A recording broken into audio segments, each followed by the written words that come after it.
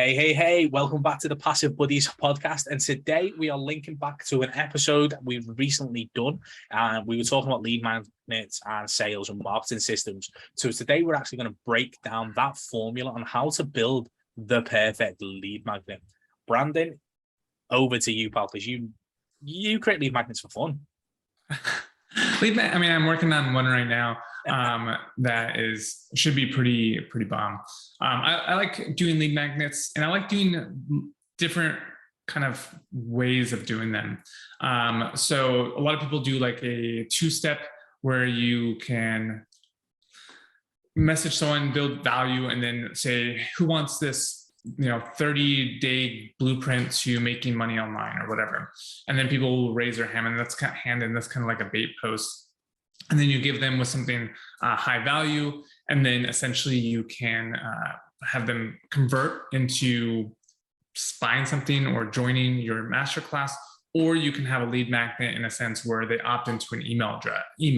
And that could be, it depends on what your kind of goal is for that lead magnet. If you're trying to get a quote unquote lead for an email address, or if you're trying to actually use that lead almost as a sale. And so I guess it really depends on your specific goal in mind. But essentially what you want to do is introduce a problem and have your training create a solution, but it also introduces a new problem. And so not in a way that is like harmful to them, but like say you're teaching them how to create a sales process or whatever. And then your introduction to that new problem is what are they going to do with all this new money that they made? Are they now they need like taxes, now they need to hire a team to fulfill. And so it really just depends. You're not actually creating a problem, you're creating a better problem. So like I said, making more money. And so what are they going to do with all that new money? And if you're an accountant, you'd be like, I can help you, take all that money. And if you're a CPA, I can help you reduce your tax liability. Or if you're an investor, you can essentially how I can invest this money to make you more money. So you're giving them another solution to that problem, and that's your particular product. So let's break that down. Or is there anything you want? How about you, Brian? What do you like to do in your lead magnets? So I think obviously the first thing Brandon sort of said, which was like, we need to be creating something of high value.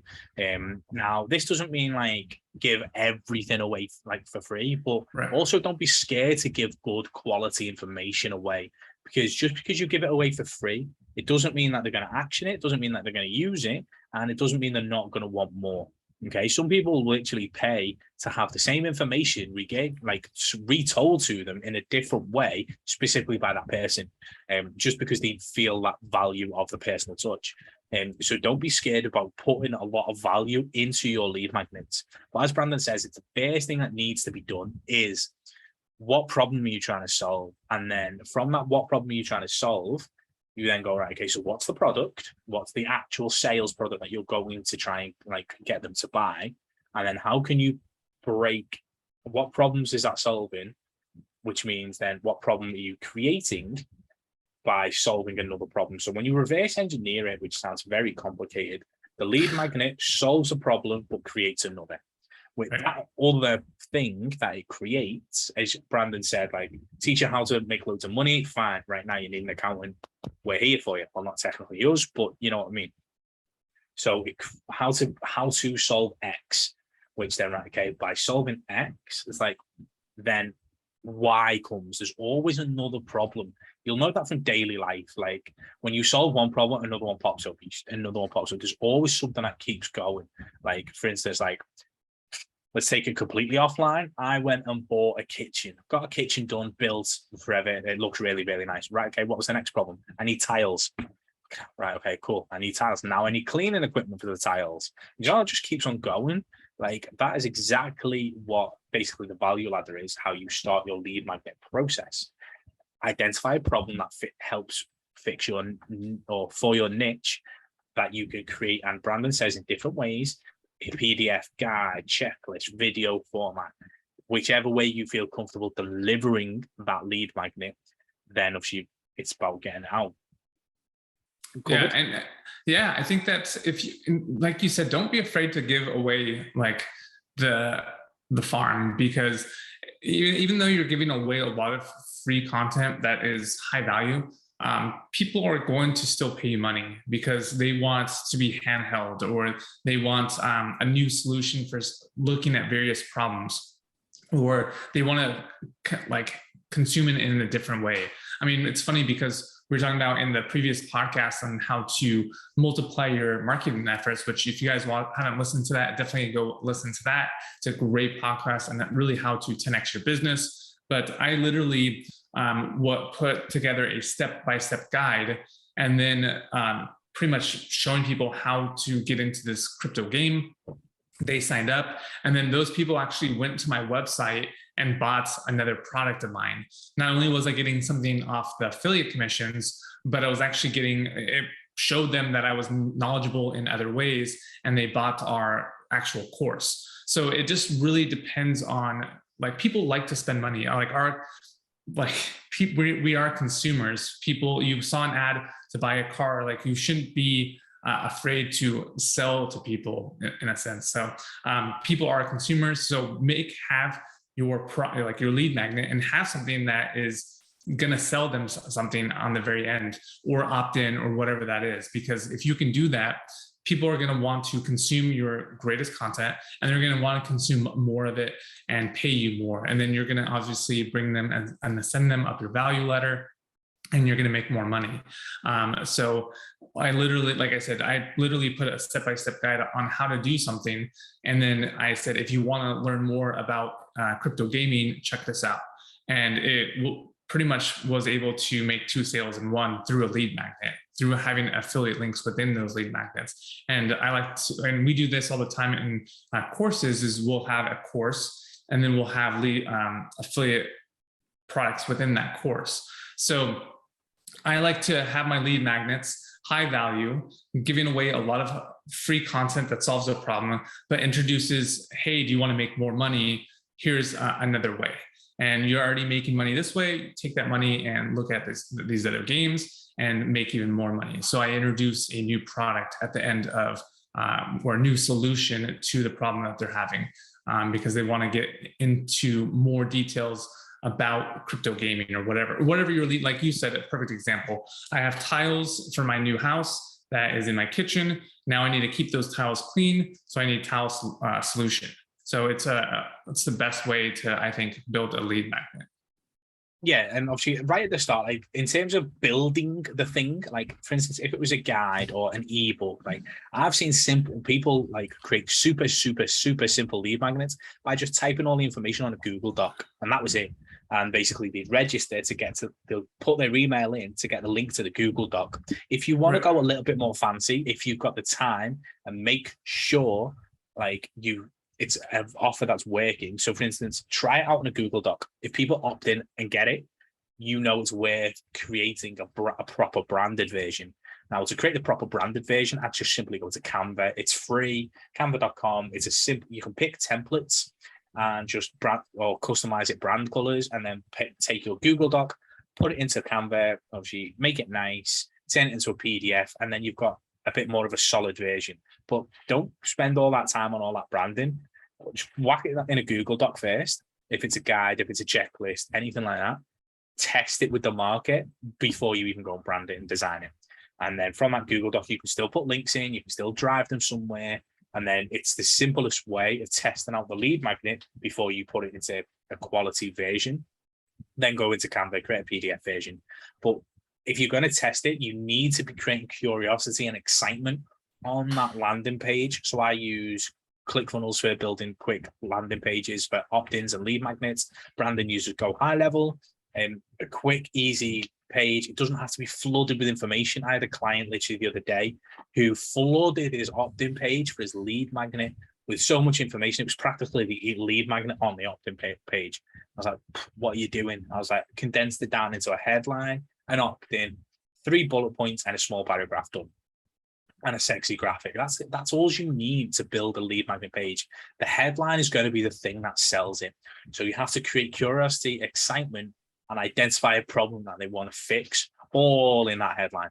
Okay, sounds a little bit more complicated than it is, but that's it. Okay, curiosity headline built on a landing page software like Clickfunnels will go high level, create the excitement, drive people to a Google Doc link with the information that you want to give them, and then on the Google Doc link, on the Google Doc itself, have links to push them to your next section. Once you know it converts, then go build a sexy version.